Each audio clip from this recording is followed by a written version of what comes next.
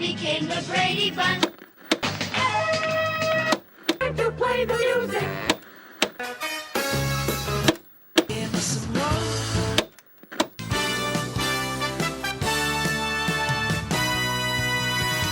Peak Streaks, the best of the best.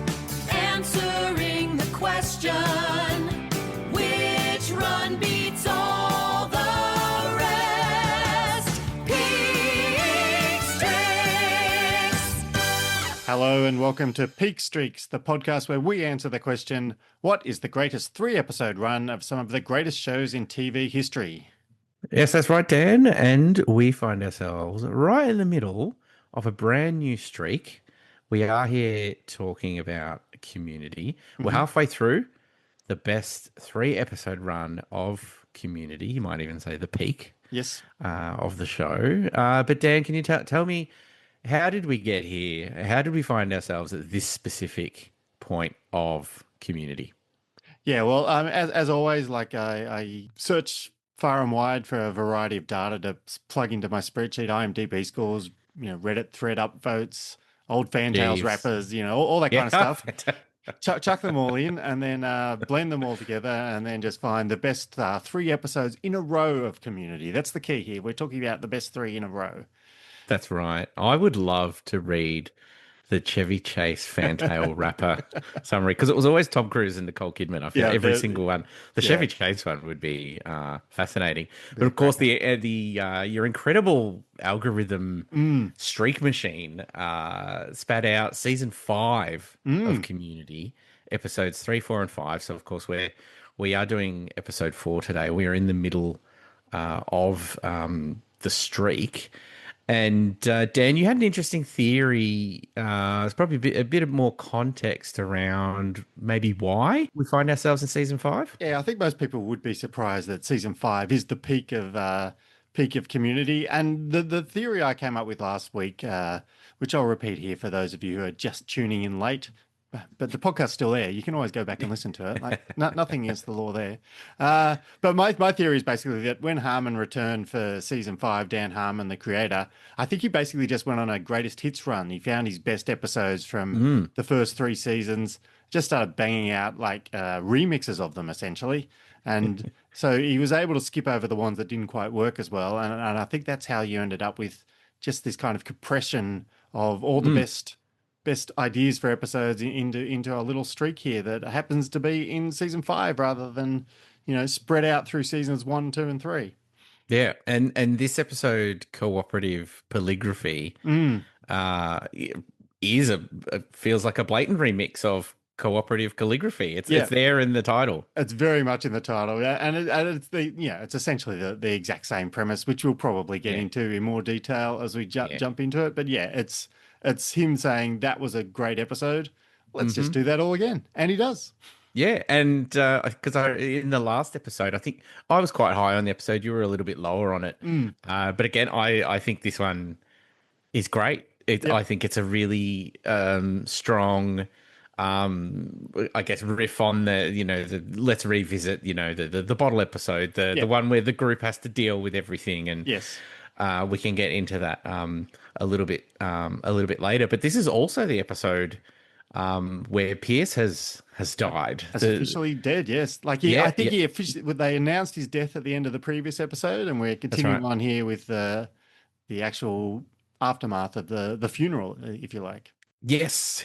So after, I guess, being fired in season 4 and they return for season 5, Chevy Chase himself is actually not really in the show. No. There's a little something in, I think, the first episode. Is it the hologram? I think they managed to get him in there, then work around him for the next few episodes. Yeah. Now they properly deal with it, right? Yeah, that's right. They properly deal with it here, and Chevy Chase has left the show. So last week you talked about, Dan, you covered the odd place of season 5, the fact that Dan Harmon had been fired from his own show, brought back, was able to assemble some new writers, some fresh writers for the writers' room. A few people got promotions, and then here's this season of really, really strong episodes. And we kind of touched on the Chevy Chase of it all. And I thought, why don't we this week, let's cover the Chevy Chase Yeah. side of things, I guess. Because Yes. I had mentioned in a previous episode when we were talking about genius assholes. Oh boy. I was like, oh yeah, that Chevy Chase documentary Mm. had come out, and I tell you what, that's perfect research for So wanting you to went talk away and saw about. that? You did your homework? I went and I definitely did my homework. Now we can. I went down such a rabbit hole, and I could do it. Dan, we could start another podcast series just Yeah, about the, Chevy the Chevy Chases. Chase hour. Yeah, we're like we can do the actual firing from Community. Yep. We can go to some random podcast appearances. We can do the roast of Chevy Chase. Where do you want to start? Should we? I guess we should stick to the sort of community of Yeah, it I all, guess right? so. Why don't we start with how it all ended on Community, I guess.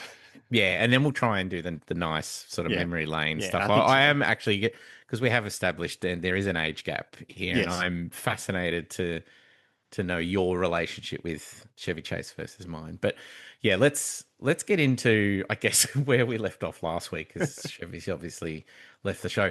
The part that you mentioned how they went to like a season wrap party Mm. and they walked in and they're all chanting like Dan Harmon is leading a "fuck you, Chevy" chant, Yes. and Yep. that sounded so insane to me. I had to know more about it. Yep. But luckily, it's kind of mentioned in that documentary. I'm Yeah. Chevy Chase and you're not. His daughter brings it up, like she says, yeah, we're walking. Mum and Dad and I are walking into this party. She makes it sound very innocent, Yeah. and like they walk through the door. Dan Harmon is standing on a chair, leading the cast and crew on a "fuck you, Chevy" Yep. chant, and again, that still sounds kind of insane. And I really wanted to know more, but nobody else from the cast has actually kind of expanded on that too much. Yeah. And It's a bit and of I a hot haven't. potato topic, perhaps. Yeah, and it still sounds. It's just a scene. I cannot get that scene out of my head. Mm. It's too bizarre. So I couldn't. That was a bit of a dead end. But then I thought, well, let's dig into the actual incident because that does get covered in great detail in the documentary, mainly from Jay Chandrasekhar. So Jay Chandrasekhar from Broken Lizard, Super Troopers. He directed 9 episodes of Community. Very Yep. well established comedy director. And he's in the documentary talking about how he was there the night Chevy was fired from the show. Right. So apparently there's ongoing tension with Yvette Nicole Brown, Yep. actress, and she became upset with something that he'd said and stormed off set. Right, I think it had all kind of boiled over. And Yep. she wouldn't come back until she got an apology. And Chevy's like, "Apologize for what?" There's this great quote. He's like, Chevy goes, me and Richard Pryor. I used to call Richard Pryor the N-word, and he used to call me the honky, and we loved each other. And like that's a callback to a very The famous. famous Saturday Night Live sketch. Yeah. Yes, yep, where you hear all of the slurs. Yeah. It's great. what's it called? It's a the kind of experiment where you say one word and then the person says the first word that pops into their head, and it basically escalates into Yeah, these slurs. yes, it's an a name, a word association test in the skit, and it's Yeah. uh and it seems like a kind of not a recurring theme, but like when you watch the documentary, you can kind of almost see like his sense of humor is his sense of humor. It is what it is from 1970, whatever, Yep. and then it doesn't change. It's never And he's changed. like, well, if I'm able to throw the N word around with Richard Pryor, why can't I do it now? Yeah. And you Yeah. could kind of almost imagine he's being told, look, and to expand further, he never directly uses it Yeah. to anyone. Mm. But you can kind of imagine Chevy being Chevy and just going, "Hey, well, what's the big deal?" And you What's do the big you deal, do huh? get the vibe that he enjoys pushing people's buttons. That like, Oh, yeah, a million percent. if I can get you annoyed with me, then I will absolutely do so. Yeah, absolutely. Like Yeah. Jay Chandrakasar even says he used to direct Chevy, and he would say, right, okay, here's the line, this is the line, this is how it needs to come across, because he's obviously, as the director, got a vision of the bigger puzzle at play. And Chevy would always read it differently. And he gives the example. He's like, I need you to leave a pause in between these words. It's funnier. And then he would Chevy's confrontation. What, you don't know what funny is? Yeah. I'm Chevy Chase. I was Yeah, founding member of Saturday Night Live. Blah blah blah blah blah. exactly. And then ultimately he would do it. He would finally do it the way it was asked. Mm. And it would. And he's like, you're right. It does sound better. And everyone's tired, exhausted. And he's like, why couldn't we just all do that from the beginning? Yeah. I think this is kind of one of the key differences between Chevy Chase and Dan Harmon. Like, we started this, positing that perhaps they're both genius assholes. But I think the big difference is that Harmon does seem to strive to be better. Like, he has made these massive mistakes through his career, but like I've listened to him a lot on podcasts, and like he did this podcast called Whiting Wongs with Dan Harmon and Jessica Gao, and it sounds terrible, and but the joke was that he was trying to confront all these racial things that he had to deal with head on with Jessica Gao, who's like an Asian American writer that he used to work with, and it was fascinating to see. Like, you could see this, this white man trying to come to terms with all these things, and he just puts it out there. Like, he's kind of shameless in that way. He's just like, I don't care how I look. I'm doing my best, and if I'm making mistakes along the way, I'm just going to put it out there. But I do get the sense that he is trying his very best to get better all the time, and I think there's a fair bit of backsliding here and there. But I don't get the sense that Chevy Chase has ever in his life thought, am I doing something wrong? Should I try and be a better person? Yeah, is it me? Yeah. Is it possible that it's me? And if you watch the documentary, it's captured perfectly, because he has a new gopher. He has a new personal assistant who thinks the sun shines out of his ass. And that's great, because he can get to hang out with him all day, do his quips, his little one-liners, sign fan mail, and he's great.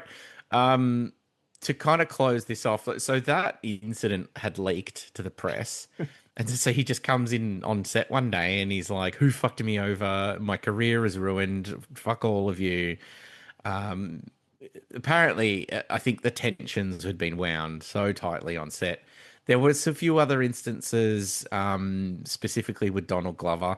I wanted to read this as it was written from Variety, just so I don't kind of get any of it wrong. He says, Glover told the New Yorker that in 2018 that Chase repeatedly made racist jokes on the Community set.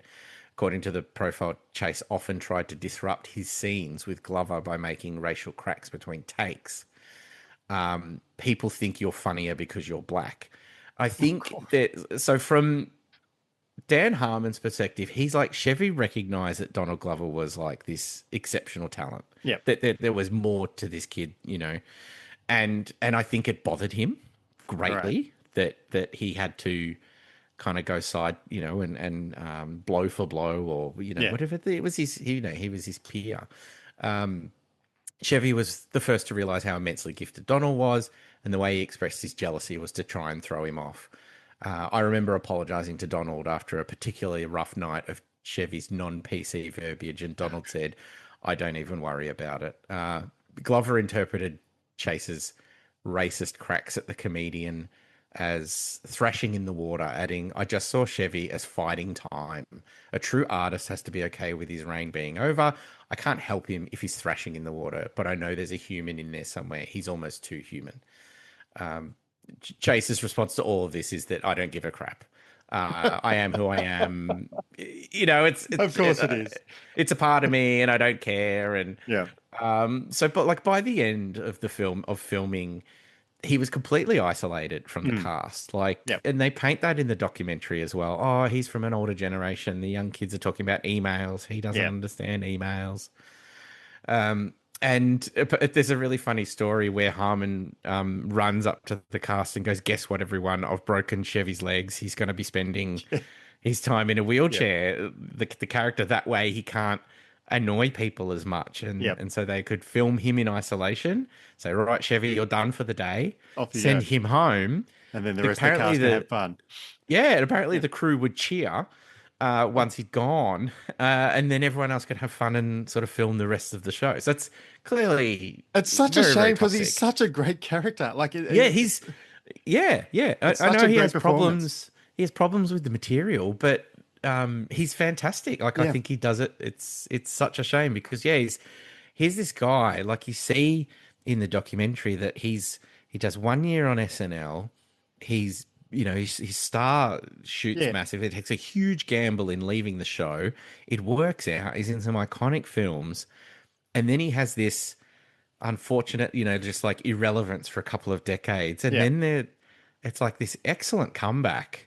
And yeah. it could have almost been like what, a really amazing end, like a full circle kind of Mm, moment. But no, it's um just back to being a stubborn bastard yeah, and you're all wrong and I'm right and you're all wrong. yeah. So on the hologram, apparently that was filmed in secret. Right. Okay. So they'd written it because if you remember, I think the in that scene in the first episode, Jeff sees the hologram, and it's kind of about how Greendale's a family Yeah. and things like that. In the table read, it was Starburns. So Oh, everyone's okay. like, "Oh, that's Starburns returning," or the presumed dead Yeah. Yeah. Starburns. Yes, Died of a meth explosion, as we yes. learnt last episode, but not really dead. Yeah, but and only Harmon and Joel McHale knew that Chevy was coming in to film that, All right. so that he could react, in the scene, so that Yeah. Joel could sort of react to it. Nobody else knew, Wow. and so that was the last scene he filmed because apparently they'd kind of made up. Like Chevy's sort of weird in that way. Yeah. So yeah, that's his story with Community. Yep. And that kind of gives birth to this episode, right? Yeah, Yeah. that's right. And then that's how we find ourselves here. Now I couldn't move on without kind of, I guess, Dan, giving you a chance to maybe reflect on Chevy Yep. yourself. Like I said, you're a little bit older than Yep. me.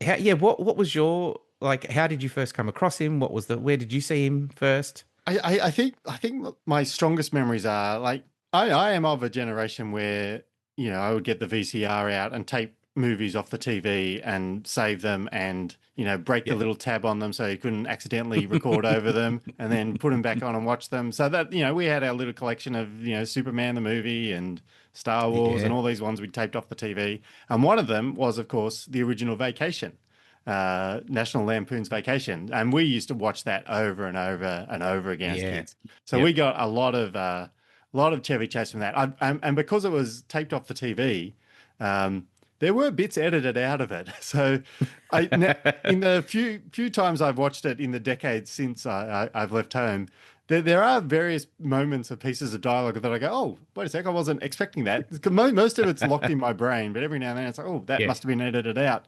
Like it cut out most of Clark's rant right just before they get to the hotel where he hooks up with a naked girl he's been fantasizing after.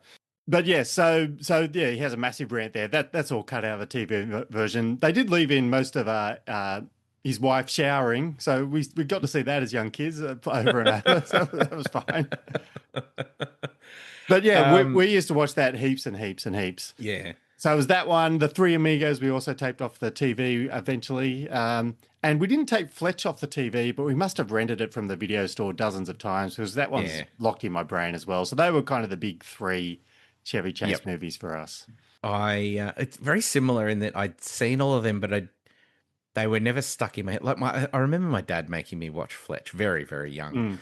Mm, And I think I was just a little bit too early to right. kind of Fletch is get it all. great. I love Fletch. The first one I latched onto was Funny Farm. Oh, I guess I yeah, was. the dog. It's the dog came back. Well, that's just what is he ends up eating is it sheep's testicles or Yeah, something, and that for any kid, any 6, 7, 8 year old, like, yeah. oh, he ate sheep's balls, that's massive. And then the other big one was Caddyshack 2. Ah, So obviously yeah. Caddyshack Okay. 1 bit young for Yeah. a bit young for me, but Caddyshack 2 we would rent over and over and over again just because we liked the gopher, the puppet, Right. and Dan Aykroyd. That was it. Just what such disrespect to like a beloved Well, comedy Caddyshack classic. One was one that we did watch, but not often. But I did that does remind me that there was kind of like a biopic not long ago about the guy who wrote the original Caddyshack movie. Okay. Can't remember what it was called now. We'll look it up and put it in the show notes, perhaps. Um, but the character of Chevy Chase in that biopic was played by Joel McHale, who, Oh, who, really? who said that he watched him for so long that he could Yeah, just nail you all could his just do mannerisms it. perfectly. So, Oh, that's fantastic. I have to chase that down. I'm going to yeah, try and do some self-assigned homework. yeah, I have to see that. We have to go full circle. yeah, That's amazing. Dan, do you want some quick hits from the roast of Chevy Chase? Are you yeah. I familiar? vaguely recall this happening. He didn't have a great sense of humor about it, from what I recall. But um, No, no. yeah, So, hit me with him. so what I actually did was I listened to Mark Maron's WTF podcast. I'm Yep. sure everyone's familiar. And about R.I.P. 20, WTF. yeah, yeah. I met Mark Maron. Oh, did you? Yeah, very small man. But I went to one of his first comedy shows out here in Oh, Australia. I there got you a go. sticker. He was very grateful because I think I mentioned the podcast and I think it was very early days and Yep. he was very appreciative. But and he ties in because he was at the roast. He was one of the performers. Hmm. They mention it on the podcast, and it's just sort of known as one of the worst. It's it's in everyone's memory of like just this terrible, terrible thing where Chevy didn't want to play along. Yep. All the comedians are I mean, just roasts are fraught at the best of times, but yeah. like if the guy doesn't want to play along with the conceit of it, then I can't imagine anything more awful.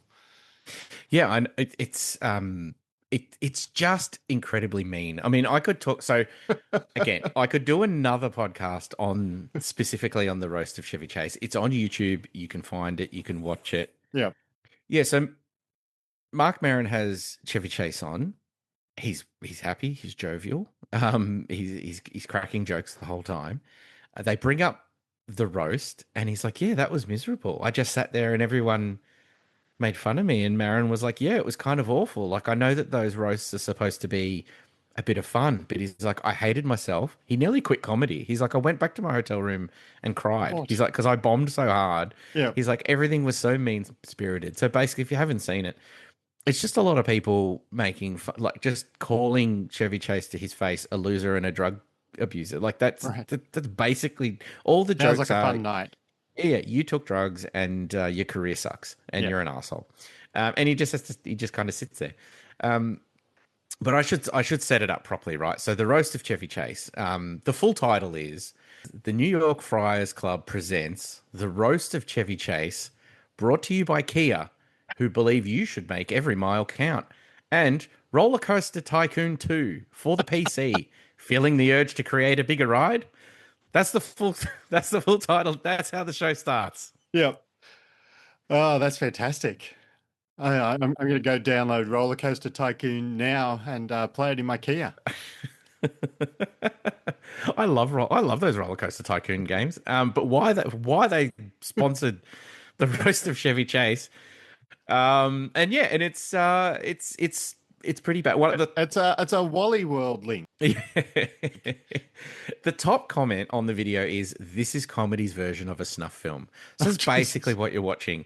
It's people making fun of Chevy Chase, making fun of the fact that he used to take drugs, making fun of the fact that he's an addict, that his career sucks. And then they would go, "We love you, Chevy," and then they'd jump off stage, and it's Yep. just kind of depressing. So, Yep. um, like I said, I could do a whole podcast on that that show alone, but you can find it on YouTube Yep. and you can watch.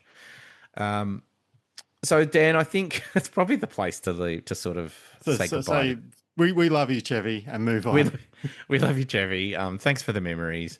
The documentary is worth Yeah, a that watch. was very interesting to watch. Yeah, yeah, You get a very strong sense of his personality, which definitely. you may not want, but if you're No. interested, then that's where you get it from. Yeah, his family relationship is quite sweet, and his Yes, you it know is. Yeah. his relationship with his wife and everything.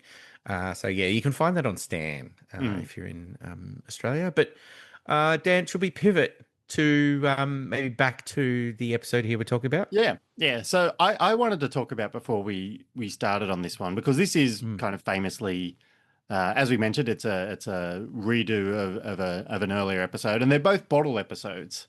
Yes, they are. Which for people who may not be aware, bottle episode basically is just it's a budget saving device for TV shows. They say no guest stars, no new locations, no expensive sets. We're just going to take the basic sets. We're going to force all our characters to basically do an entire episode in a single room. So Breaking Bad, The Fly is a classic bottle episode. And it's kind of a necessary evil for most shows. It's something you do when the money runs out, essentially. I was doing some fun reading because you see people on the internet nowadays go, can someone please explain this to me? And someone summed it up perfectly where you go, yes, it's a budget saving exercise, but for some writers is this incredible challenge that would often yield some of the best results. Yep. And the first episode of Seinfeld I ever saw was the Chinese restaurant. Yep. That's my introduction to Seinfeld. And then I think the next time I tuned in was the car park. Yeah. Which again, so is just, you just thought they were always only ever in one place. That's what I thought Seinfeld was just, and I couldn't believe I was like, this is so great. Like, this is incredible. They're using such a common thing and they're mining so much out of it. It's fantastic. But that's Seinfeld. I've said I'd love to cover Seinfeld one day, but two classic bottle episodes. Yeah. Yeah. So these ones, we're talking about Cooperative Calligraphy and Polygraphy, respectively. So this one's Polygraphy. The earlier one was the original one. That's the one where Annie's pen goes missing, and she refuses to let anybody leave until it's found. I think there's a puppy show out that they all want to go see, but they can't leave. And it's basically just an excuse for mistrust to kind of escalate the entire time. And it's one of the very best season 2 episodes. I think it's season 2, episode 8. That's right. It's a great episode, and most notably, of course he does Arbid mid episodes as we're doing a bottle episode, and it's so, but he's not happy about it, right? He's kind of resigned to the fact, we're not going to go see those puppies because we have to do a bottle episode. Like he knows that maybe this must be a budget constraint, so I think that's kind of funny. Anyway, and this one is the callback. It's it's basically the same title. The same room. It's essentially, again, more or less real time. The same kind of challenge of all these secrets coming up and, squabbling back and forth and whether, all the tensions are going to rise. But I guess the only difference is that this time we don't have Pierce. Instead of a missing pen, we've got a missing Pierce, I think. So missing Pierce. We've got Walton Goggins. Yes, we one do. Of my all-time favorites. I'll talk about him a little bit later. Yeah. But I love that man, and I felt like also in season 5, there's just a lot of Dan Harmon going, how can I get that really interesting actor to be on my show? And it's not just interesting actors, right? Because he also gets Mitch Hurwitz in at one point. Yeah. He gets Vince Gilligan in, I think, and that may be in season 6. But he gets a few creators in as well for little cameos. But then I kind of wanted to pivot because there is in classic sitcoms, like the laziest possible form of the bottle episode is the dreaded clip show, which is where traditionally I always remember the Family Ties one where Skippy and Mallory get locked in the attic. And they open a chest of drawers and they just pull out things and look at them and go, I remember the time we did this. Cut to a scene from an earlier episode and cut to, then what about when we did this and another scene. And it was all from a time of you would have repeats or reruns on TV. That wasn't uncommon. But I guess you didn't have cable and syndication. Yep. And where if we flicked it onto another channel, an older season would be playing. Yeah. So I guess for some people, they really were reliving some of that for the first time. They hadn't. You couldn't buy it on DVD or VHS. Yeah, that's exactly right. Yeah, it was a way to show that again without having to wait for the. And of course, again, it's a budget saving thing. It's like, well, we've got to churn out bloody 25 of these a year or whatever we have to do. Let's just cut corners on this one, have a little framing device and just edit in some previous clips. Although I do appreciate the first and one of the only Simpsons ones. Yes. Where Homer, it's the April Fool's prank. And at least they do something creative where they go, why don't we stitch all of the dolls together? Yeah, And yeah, you get this another memorable moment. So at least there's some creativity in that one. yeah. I always appreciate that. And speaking of creativity, Community went kind of above and beyond. So if a Yeah. bottle episode is supposed to save money, then they just Mm. said, "Nah, screw that completely. We're gonna do a clip show, and Yeah. we're gonna make it." And there's two. They do it twice, and they're both going to comprise entirely of remembering episodes that we never saw. They've got to go out and refilm footage from Yes. Yeah. episodes that never existed. And I watched one of them today. I watched the season 2, episode 21, Paradigms of Human Memory, and that's a fake out bottle episode. It's positioned. It starts as like this direct sequel to the Calligraphy episode because the monkey and his boobs steals a paintbrush, and then Chang starts investigating and finds the pens and a whole heap of other things, and then they start, reminiscing about all these. There's a Wild West scene. There's all these Yes. crazy things that happen, and it's just insane. It's one of my favorite things. Like the fake clip show of Community is just like that is Community at its absolute peak to me. It's just like Yeah. you could do this the same way every other sitcom does it, or you could just put an insane amount of energy into doing it the wrong way and making it even better. It's the riffing on the trope, Yeah, which I love. And at this time of where we're around 2015, 2016, to have a show that is doing something so bizarre like that, and it's in a prime time slot, it is kind of a miracle. And obviously it was such a, I mean, when you're going to have trouble with the creator and you're going to fire him and cast and everything, they're lucky enough to get to 6 seasons. But it's so rare to see a show given that time slot and that big of an audience, and then go, we're going to lean into the weirdness of it, of everything. Yeah. And if you're not following along, or if you don't get it, I'm sorry, but you don't get it. Yeah, too bad. This is for sort of, TV nerds and other types of people that like a certain type of humor. Something you would only ever find on like a Netflix or something now. Yeah. And It's one of my favorite things, and then that kind of leads me into the one I was talking about last week, the actual first episode of Community that I ever watched, Remedial Chaos Theory, which is technically a bottle episode. It's all in Troy and Abed's apartment, but it is the most, it's a multiverse of I watched this one again today as well, and it's insane how much they've got. 21 minutes, they get 6 different timelines, 7 if you count Jeff having to go out at the end. They've got callbacks to all kinds of bizarre stuff. It's just like they go into the darkest timeline at the end, and show this, and which is a kind of a setup for a plot line that will come back and forth throughout season 3. It's an epic episode of essentially a bottle episode that's just been blown out into this colossal mind-bending thing. It's fantastic. It's again Community at its best, and really efficient writing. That's something I've heard you talk about as well before, Dan, that just what you're able to communicate in such a small amount of time, and it's incredibly smart. Like, one of the things you often see with alternate timelines is you'll see a timeline, something will happen, and the characters will do something. Then you'll go, all right, we're on to a different timeline, and they'll do something completely different. But all the characters will do something completely different, which is not how it should work.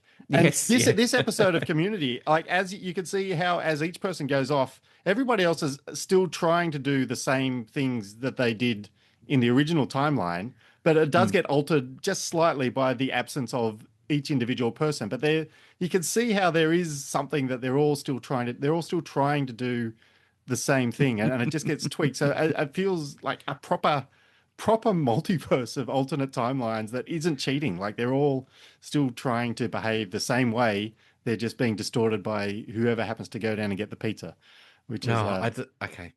We've gone bottle episodes, clips, multiverse. There's so many directions. I want, just on the clip and the sort of the bottle thing, I've got one final recommendation for you before we get into the Cooperative. We haven't even talked about our episode yet, but we'll get there. No. But I wanted to talk to you about, I think we talked about this a little bit maybe on one of our original episodes about Lost, but Kevin Smith was obviously a big deal for me with it, because I'm born in 81. So when I'm in my 20s or late 20s, Kevin Smith's, this can do no wrong, right? And so Yep. now it's like, well, okay, maybe He can do a little bit wrong. he can do a lot wrong. In terms of his he seems Yeah. like a perfectly wonderful guy. But Yep. Dan, did you ever watch Clerks, the animated series? I didn't watch Clerks the animated series. Okay, No, so I've no. got this is my copy of it Oh, okay. here. Yep. It's a treasure. So Kevin Smith in 2001 is given some money to create a 30-minute animated sitcom. So 2001, I mean Simpsons is still on the Yep. air. Family Guy had come out in 99, Futurama. Yep. You've got all these sort of adult comedy, King of the Hill, South Park's kind of ruling the world. So it's not that sort of out of the realm. But I think Kevin Smith, left to his own devices, maybe a little bit too self-indulgent. But he gets together with a guy called David Mandel, who was one of the main writers on Seinfeld, Yep. Curb Your Enthusiasm, Veep, SNL writer. So someone that had really kind of written a lot of TV, and they got together. And like, you want to talk about like subverting tropes. They've put this show so they only ever made 6 episodes. I think they aired 2 or 3, Oh, God. Okay. and that was it. Yep. Because the show was so weird and so in the face of like what people would expect on a 30-minute sitcom, that I think it just kind of broke people's brains. So like the first episode is the pilot. It's about two guys that are working at a convenience store. Yep. There's a couple of guys out the front, Jay and Silent Bob, selling fireworks, not drugs, selling fireworks. And then they're like, well, we need a villain. So they just create this guy called Leonardo, who is Alec Baldwin.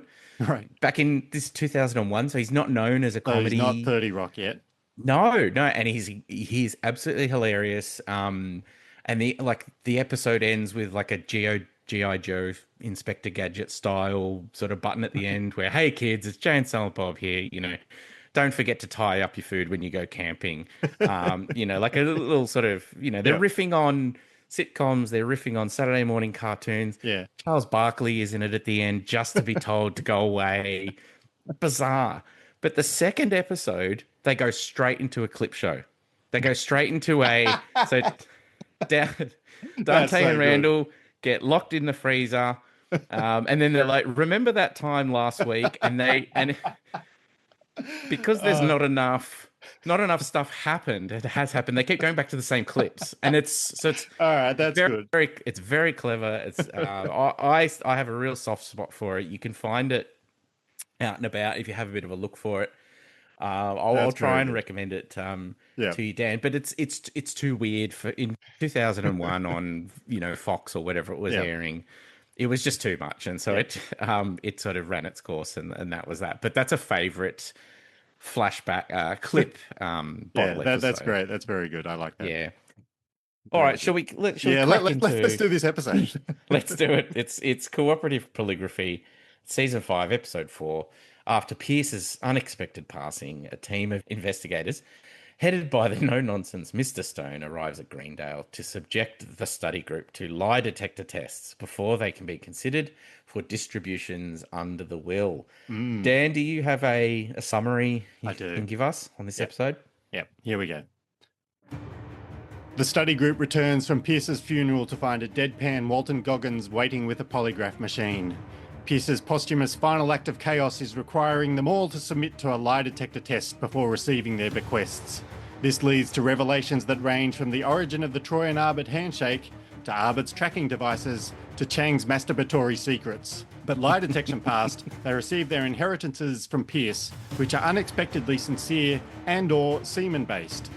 Troy is the big winner, receiving a yacht and the Hawthorne wife's fortune on the condition he leaves the show and sails solo around the world, a request that Donald Glover accepts with suspicious speed. Yes. Sets us up for another farewell Yep. next week. That's amazing in a way, as always, Dan. I was wondering how you were going to get around the all of the semen.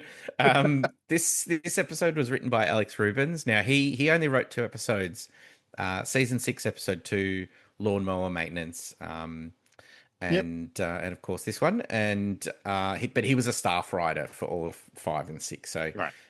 he's got his name against a couple of episodes, but he was one of the new He's writers in the that room. joined. Chucking out jokes. in Yep. the room. He would go on to write a whole bunch of Key and Peele, one of my favorite sketch shows. And then he would also work on Rick and Morty, Yep. and then Krapopolis, which is the Oh, newer yeah. Dan That's the Harmon. new Dan Harmon one that didn't take off in the same way that No, Rick and Morty did. Yes. no, animated project. So that's Alex, and then of course this is directed by Tristram Shapiro, who of course directed last week's episode as well. Yep. So whether they were filmed back to back or whether they ordered them in a certain way afterwards, we'll never know. This aired on the 16th of January 2014. Yep. Now, Dan, I've got a very small quiz for you, a very small game to play here. Now, the Australian air date, I have a question for you. What happened first? The release of season 5 on DVD in Australia or this episode airing on Channel 9? Which happened first? Oh God, you're going to tell me that season 5 DVD released before this actually aired on free-to-air television, right? The DVD was released on the 10th of December 2015. I have the receipts. The JB Hi-Fi link is still I active. literally have the receipts too, somewhere probably. So December 10, 2015, you could buy Community season 5 on DVD. Channel 9 got around to airing it on the 11th of July 2016. Right. Long time. Now, last week slight correction. So last week I said that the show had debuted on Australian television on Channel 9 around, July 2016. It had actually been airing on the Comedy Channel about a month earlier. So this episode also aired on the Comedy Channel on the 24th of April 2016 at 1:30 in the morning. That's so only 4 months after you could get it on DVD. That's right. So if you sat up to 1:30 in the morning, you would have caught the first airing.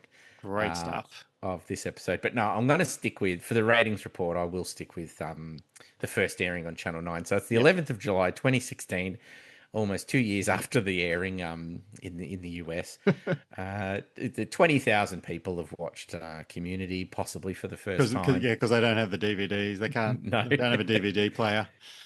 Over on 7, it's Grey's Anatomy, 169,000 people. On 7-2, Air Crash Investigations. Ah, yes. Classic Remember I show. mentioned TV's in a weird spot now where we're just watching junk. Like it's this weird mix of, what are the shows that are going to stand the test of time? And Border Patrol. Everyone's attention spans have gone now. So Yeah. over on Channel 7, 7 Mate, it's time for Rude Tube. Did you watch Rude Tube, Dan? I don't know what that is, no. What's that about? Funnily enough, the title of this episode was called WTF. Oh, there you go. 75,000 people are watching Rude Tube. A look at the weird, wonderful, and downright idiotic trials and tribulations of some of the world's craziest people through the use of online videos. So it's just YouTube. Oh, so okay. YouTube has risen. The networks are terrified, and so they take the best stuff that's on YouTube, which obviously isn't any kind of copyrighted, and just make up a TV show and just play YouTube videos. Oh, well. And they would categorize them by animals, and they would categorize them by people dancing at weddings, and so every episode was a different theme. So this is Funniest Home Videos via YouTube.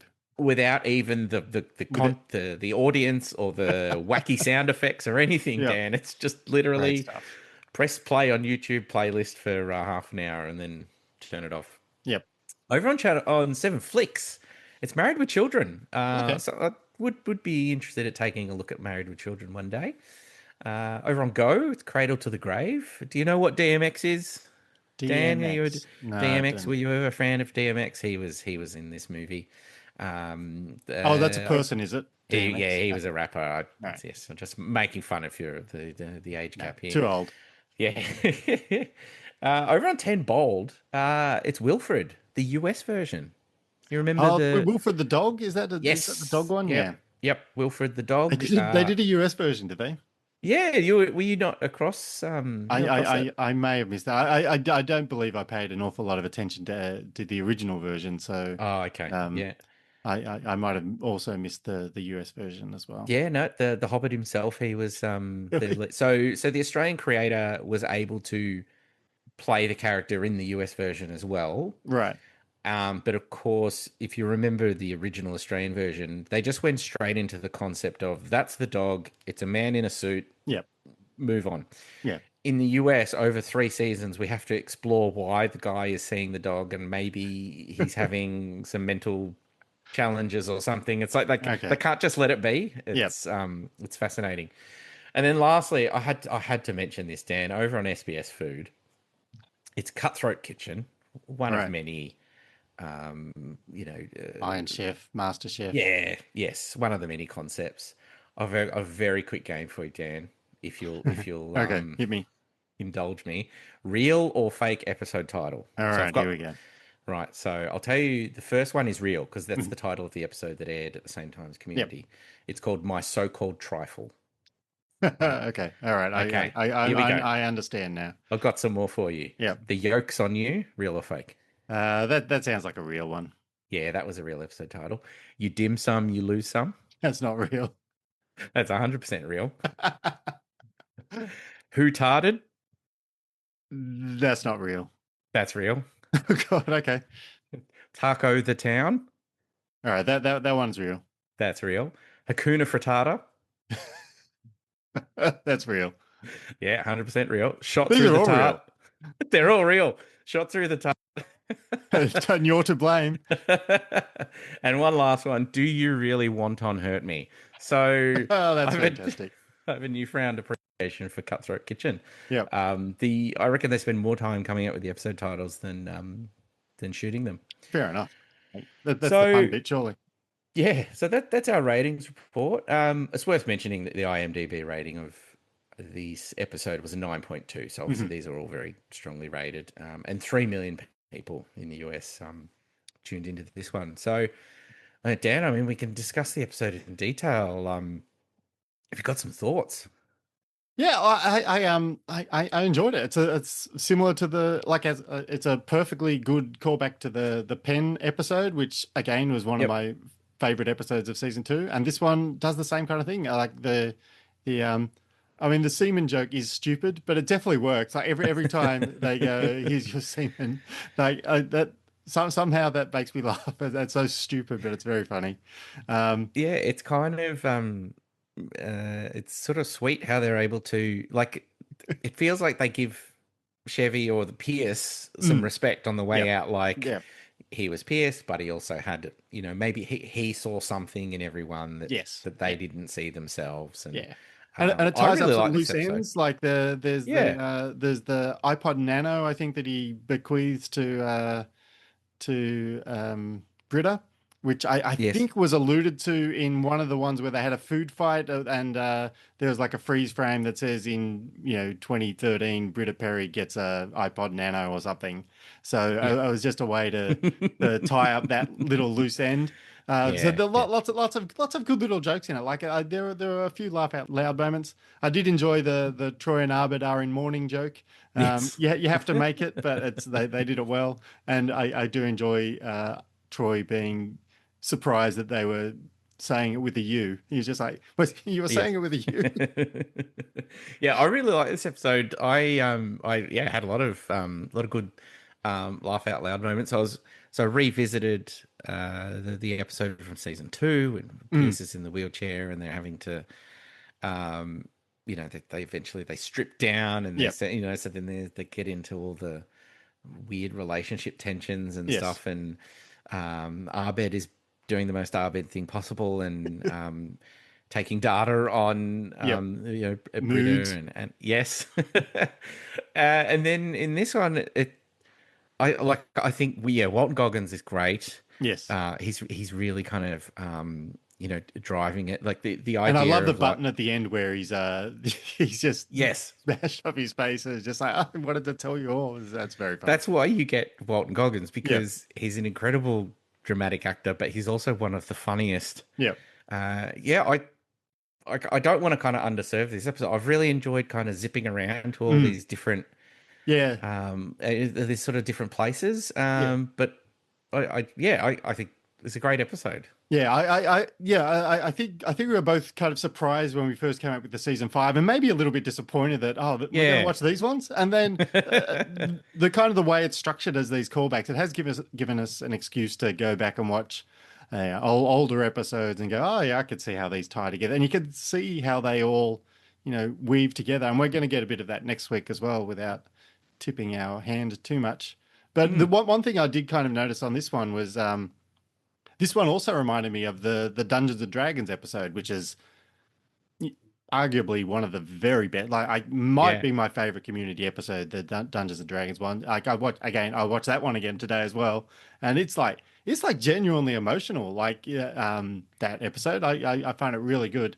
But it reminded me of that because Pierce is basically like it kind of highlights, as it does in this one, how Pierce is maybe at his best, or one of the stronger ways of using him as an antagonist to the rest of the group, and it makes for really strong episodes because maybe that's because the writers and Harmon are channeling their annoyance with Chevy Chase to say, all right, let's see how annoying we can make Pierce. But it elevates the show to some of its best heights, I reckon. Whenever Pierce is an antagonist, as he is here in Absentia.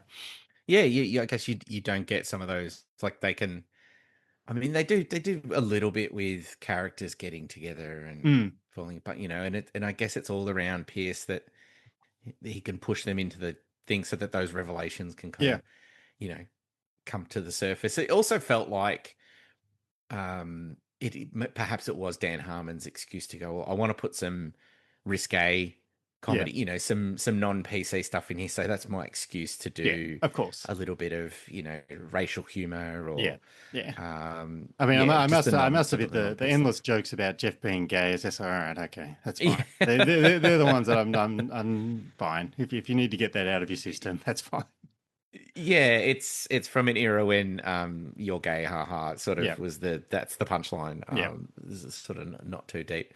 But look, I'm ready to close the book on Chevy, and I'm looking forward to doing next week's episode. Yes, because of course next week is geothermal escapism. That is where we will say goodbye to childish Gambino himself, Donald Glover.